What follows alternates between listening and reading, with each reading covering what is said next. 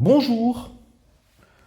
Aujourd'hui, nous allons, toujours dans le cadre de notre cours de probabilité de master, donc le chapitre 1 du dénombrement, nous allons corriger quelques exercices et notamment celui qui est devant vous. Donc un QCM comporte 20 questions et 3 propositions par question. Une seule des propositions est exacte. Combien peut-il y avoir de questionnaires différents?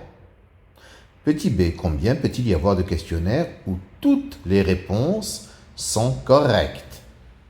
Combien peut-il y avoir de questionnaires où toutes les réponses sont fausses? Combien peut-il y avoir de questionnaires où exactement 18 réponses sont correctes? Combien peut-il y avoir de questionnaires où au moins 19 réponses sont justes? Combien peut-il y avoir de questionnaires où au plus 3 réponses sont fausses? Bien, alors, nous allons commencer. Le questionnaire comporte 20 questions, 3 modalités de réponse pour chaque question.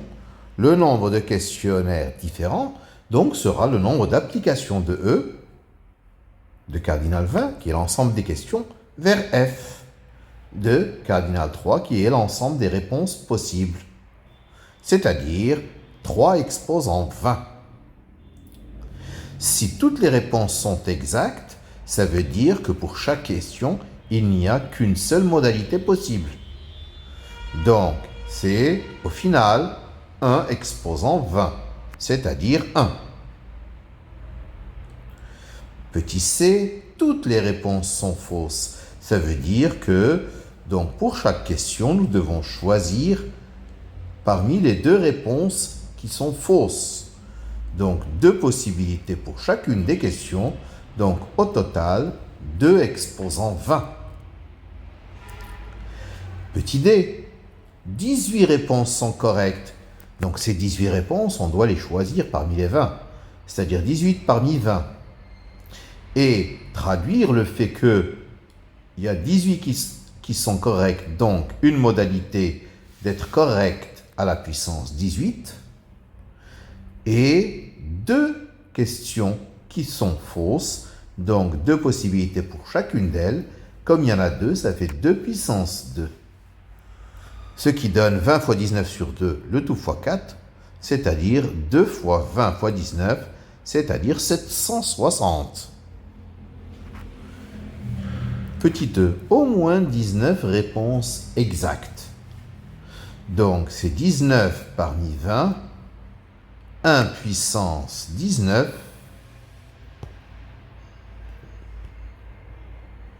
et 2 puissance 1. Plus 1, bien sûr, où toutes les réponses sont justes. C'est-à-dire 20 fois 2 plus 1. C'est-à-dire 40 plus 1, 41. Combien peut-il y avoir de questionnaires où au plus 3 réponses sont fausses? Au plus 3 sont fausses signifie au moins 17 sont exactes. Ce qui donne 17 parmi 20 fois 2 puissance 3, plus 18 parmi 20 fois 2 puissance 2, plus 19 parmi 20 fois 2 puissance 1, plus 20 parmi 20. Par le calcul, ça donne 20 fois 19 fois 6 fois 4, avec des simplifications, plus 760 pour les 18 réponses exactes, plus 41, ce qui donne 9921.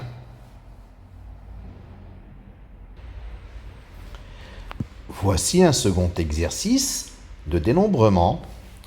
Un numéro de téléphone est constitué d'une succession ordonnée de 10 chiffres. Combien y a-t-il de numéros de téléphone différents?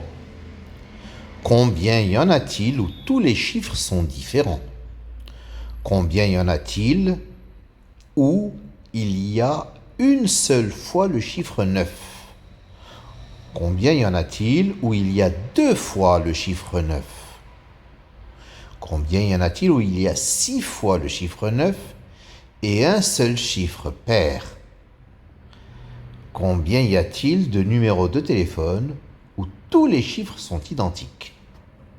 Combien y a-t-il de numéros de téléphone où il n'y a que 2 chiffres? Combien il y a de numéros de téléphone où il n'y a que 3 chiffres? Bien. Alors, nombre de numéros de téléphone différents, n'est-ce pas? C'est 10 puissance 10, parce que pour fabriquer un numéro de téléphone, c'est comme si nous avions 10 cases, et dans chaque case, nous devions mettre un chiffre. Un chiffre, donc de 0 à 9, c'est-à-dire 10 possibilités. Donc, c'est le nombre d'applications d'un ensemble à 10 éléments vers un ensemble à 10 éléments, 10 exposant 10. Si tous les chiffres sont différents, deuxième question, si tous les chiffres sont différents, c'est factoriel 10. Il y a 10 possibilités pour choisir le premier chiffre du numéro, puis 9 pour le suivant, puis 8, etc., jusqu'à épuiser tous les chiffres et donc obtenir le numéro, ça fait factoriel 10. D'accord? Combien y a-t-il de numéros où il y a une seule fois le chiffre 9? Le chiffre 9, s'il doit être présent une seule fois, on va lui choisir sa place. Donc, dans le numéro, c'est 1 parmi 10 pour le choix de la place. 1 puissance 1, c'est parce qu'il y a une seule possibilité d'avoir le 9. Et donc, à la puissance 1, parce qu'il y a un seul 9. Et les autres numéros, ils peuvent varier comme ils veulent, donc c'est 9 exposant 9. De la même manière, le quatrième, c'est 2 fois le chiffre 9. Donc je choisis 2 places parmi 10 où mettre les 9. Il y a un seul 9, donc que je choisis 2 fois, donc 1 au carré, et 9 exposant 8 pour les autres chiffres. Combien y a-t-il de numéros de téléphone où il y a 6 fois le chiffre 9 et un seul chiffre pair? 6 fois le chiffre 9, c'est 6 parmi 10 pour choisir les emplacements du 9. 1 exposant 6. Ensuite, je choisis un chiffre pair parmi les 5 chiffres pairs qu'il y a. Je choisis sa position, 1 parmi 4. Et enfin, 4 exposant 3 pour les autres chiffres qui sont impairs. Donc 4 pour chacun d'eux et il en reste 3. 4 exposant 3. Combien y a-t-il de numéros de téléphone où tous les chiffres sont identiques? Donc je choisis le chiffre qui est répété 10 fois, 1 parmi 10. Et puis, je traduis le fait qu'il est répété 10 fois, 1 exposant 10. Combien y a-t-il de numéros de téléphone où il n'y a que 2 chiffres? Donc, ces 2 chiffres, je vais les choisir. Et donc, ça revient à fabriquer des surjections de l'ensemble à 10 éléments qui représentent les cases du numéro vers cet ensemble à 2 chiffres, parce qu'ils doivent être présents tous les deux. Par conséquent, c'est 2 parmi 10, facteur de 2 exposant 10, moins 2. Dans le même esprit, la dernière question, combien y a-t-il de numéros de téléphone où il n'y a que 3 chiffres?